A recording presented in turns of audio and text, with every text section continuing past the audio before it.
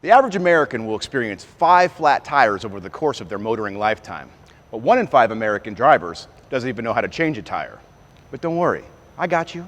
The 3 essential things you'll need are a jack, a lug wrench, and of course, a spare tire. You're also going to want to pull out your owner's manual. We're going to show you our best practices, but there's no substitute for your automaker's recommendations. Once you detect the flat, turn on your emergency flashers, slow down and find a safe, level place to stop. Put your parking brake on to prevent a rollaway, and have passengers exit. Now remove your hubcaps if you have them, using a flat-headed tool.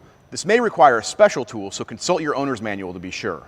Loosen the lug nuts or bolts before jacking up the car. Give it all you've got to break the lugs loose, but don't loosen them much, just enough so you can take it easy once your car is on the jack. There are different kinds of jacks stored in different places in different kinds of cars, so again, familiarize yourself with your manual in advance. Place the jack on your manual's recommended jack point, often marked. The jack point will be a flat, metal area of the car's frame near the flat tire, not the body, which won't likely support the car's weight. Jack up the car just enough to let you ultimately slide the tire off and keep all body parts out from underneath the car while it's jacked up. Finish loosening the lugs and keep them in a safe place. Pull the flat tire off and replace it with your spare. Likely it will be a smaller, temporary tire or a donut. Hand tighten the lugs, then give them a quarter turn with the wrench while the car is still jacked. Now, lower the car slowly until the jack slides easily out, and finish tightening the lugs in a star pattern. Don't try to be Thor here. Just tighten the lugs so that they feel equally snug and require some elbow grease to break loose again. And boom, you're back on your way.